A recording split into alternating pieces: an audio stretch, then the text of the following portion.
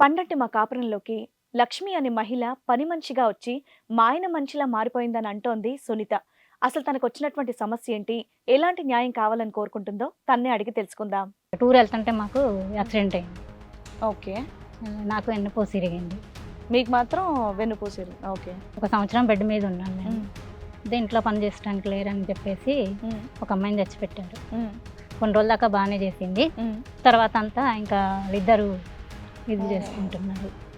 ఇంట్లో పనమ్మాయి పని. ఏంటి పెళ్లి చేసుకుంటా అంటున్నాడా ఏంటి? చేసుకుంటా అంటున్నాడు. అంటే మిమ్మల్ని వదిలేస్తా మమ్మల్ని వదిలేస్తా అంటున్నాడు. మరి అమ్మాయితో మాట్లాడేవా ఈ విషయాలన్నీ? అమ్మాయితో మాట్లాడితే ఏం సమాధానం ఇస్తలేదమ్మ. సమాధానం ఏమి ఇచ్చే కాదమ్మా, ఆవిడకి వాళ్ళ ఆయన ఉన్నాడు, అన్నీ ఉన్నాయి. నిన్ను వదిలేసి ఆవిడని ఎట్లా పెళ్లి చేసుకుంటాను అంటున్నాడు. కాదు, మరి పెళ్లి చేసుకుంటా అంటున్నాడు మా ఆయన అని చెప్పేసి నేను చెప్పావా? అడిగితే నాకు ఇష్టమే అంటే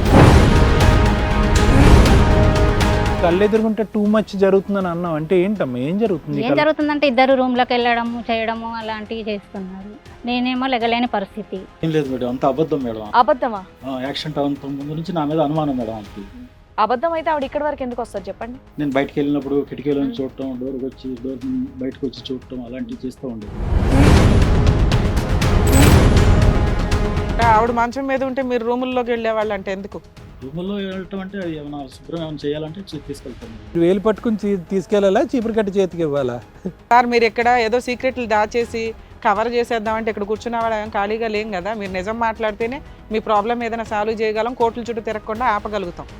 లేదండి నేను కోర్టుకి వెళ్తానంటే వెళ్తురు. కానీ జరిగింది వాస్తవంగానే చెప్తున్నాను మేడం. అలాంటిది ఆ అమ్మాయితో మీకు అక్రమ సంబంధం ఉందా లేదా? లేదు మేడం. పెళ్లి చేసుకుంటాను అన్నారా లేదా?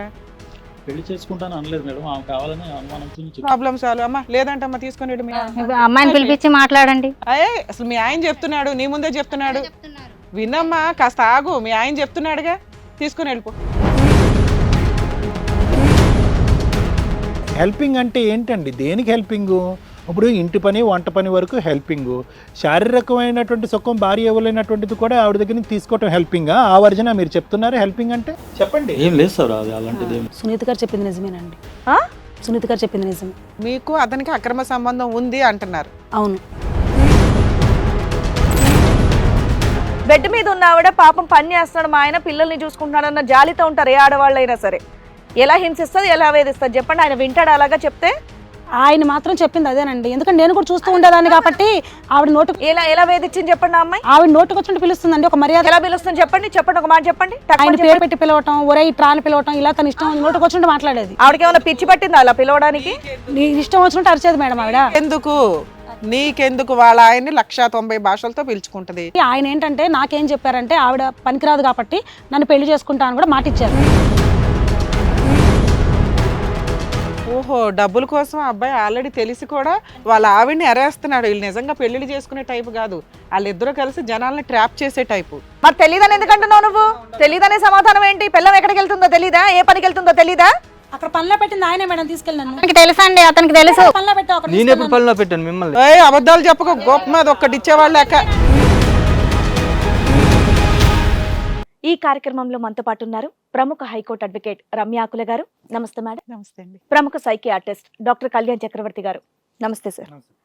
మరి ఈ రోజు తన సమస్య చెప్పుకోవడానికి సునీత గారు ఇక్కడి వరకు వచ్చారండి. మరి ఆవిడ సమస్య ఏంటనేది అడిగి తెలుసుకుందాం. నమస్తే అండి సునీత గారు. 15 సంవత్సరాలు అయిందండి పెళ్ళి అయ్యి. ఓకే. మాకు 3 పిల్లలు. ప్రైవేట్ జాబ్ చేస్తారు. మీ వారు ప్రైవేట్ జాబ్ చేస్తారు. ఎక్కడ? మామూలుగా కంపెనీలో చేస్తారు, అమీర్పేటలో. ఎక్కడ? ఏ ఊరు మీది? మాది చెర్లపల్లి. చెర్లపల్లి. ఓకే. అయితే ఇట్లా టూర్ వెళ్తుంటే మాకు యాక్సిడెంట్ అయింది. ఓకే. నాకు వెన్నుపూస ఇరిగింది. పిల్లలు అతను బాగున్నారు. మీకు మాత్రం వెన్నుపూసిరు. ఓకే. ఒక సంవత్సరం బెడ్ మీద ఉన్నాను నేను. ఇంట్లో పని చేసడానికి లేరని చెప్పేసి ఒక అమ్మాయిని తెచ్చిపెట్టారు. కొన్ని రోజుల దాకా బాగానే చేసింది. తర్వాత అంతా ఇంకా ఇద్దరు ఇది చేసుకుంటున్నారు. ఇంట్లో పనమ్మాయి. పని. ఇది మీ వారిని అడిగారా మరి ఏంటి విషయం? అడిగాను. చాలా ఎక్కువ చేస్తున్నాడండి బాగా. మీ ముందే? నా ముందే. నువ్వు బెడ్ మీద ఉన్నావు, నీకేది రాదు, నీకేది పోదు, ఏమి లేదు, నీకు ఎందుకు మాట్లాడతావు, నువ్వు అన్నీ చేస్తున్నా నేనే అని చెప్పేసి సీరియస్ ఎన్ని నెలల అవుతున్నారు. క్రితం అండి? ఎందుకంటే ఇప్పుడు బానే ఉన్నారు కదా, ఇప్పుడు సంవత్సరం అయిపోయింది. సంవత్సరం బట్టి మీరు సెట్ అయిపోయారు. సెట్ అయిపోయిన తర్వాత కూడా ఇది కంటిన్యూ అవుతుందా? అందుకని చెప్పేసి ఇక్కడ చెప్పడానికని వచ్చారు. ఇంట్లో పిల్లలు వీళ్ళందరూ ఉన్నారు, అయినా అలాగే చేస్తారు. ఆయన అలాగే చేస్తున్నారండి. అయ్యో, చిన్న పిల్లలు మరి ఇంట్లో మీ పెద్దవాళ్ళు ఎవరు లేరా? ఎవరు మాట్లాడినా వింటలేరండి. వినట్లేదు. నాకు బాగాలేదని చెప్పేసి ఇంకా వాళ్ళకి ఏదో ఒకటి సాకు చెప్పేస్తున్నాడు. అలా జరుగుతున్నది.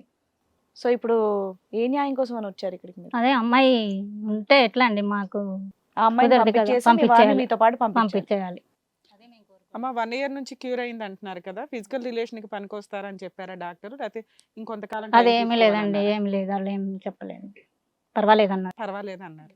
ఈ లోపే అక్కడ ఉన్న మీరు బెడ్ మీద ఎంతకాలం ఉన్నారు? 1 year, 2 years, 3 years? 1 year ఉన్నామండి. 1 year ఉన్నారు. ఈ 1 year లోనే ఆ అమ్మాయితోటి అన్ని అన్నీ procedures అయిపోయినాయి. నేను వదిలేను అంటున్నాడు. ఆ అమ్మాయిని వదలని అంటున్నాడా? ఉం.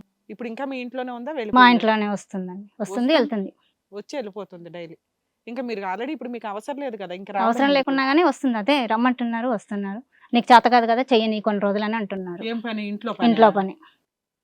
ఆ అమ్మాయి ఊరు పెళ్ళయిందా, పిల్లలు ఉన్నారా, ఏ ఊరు నుంచి పెళ్ళయింది, వచ్చింది? భర్త ఉన్నాడండి. భర్త ఉన్నాడు. మరి భర్తకి చెప్పారా మీరు? మీ అమ్మాయి వచ్చి ఇలా పనిలో పెట్టుకుంటే కనుక ఏకంగా ఇక్కడికి చెప్పాను, వచ్చి చెప్తే settle మా అయిపోయిందా? ఆవిడ చాలా మంచిది, మా ఆవిడ మీద మీరే ఇట్లా చేస్తున్నారు, ఓ, మీ మాటలు నమ్మట్లేదు ఆయన. నమ్మట్లేరు.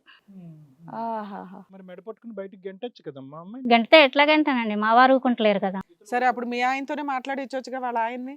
ఏమయ్యా ఈడు చెప్తున్నాడు ఇను అని. అంటే అతను వస్తలేడు మాట్లాడడం.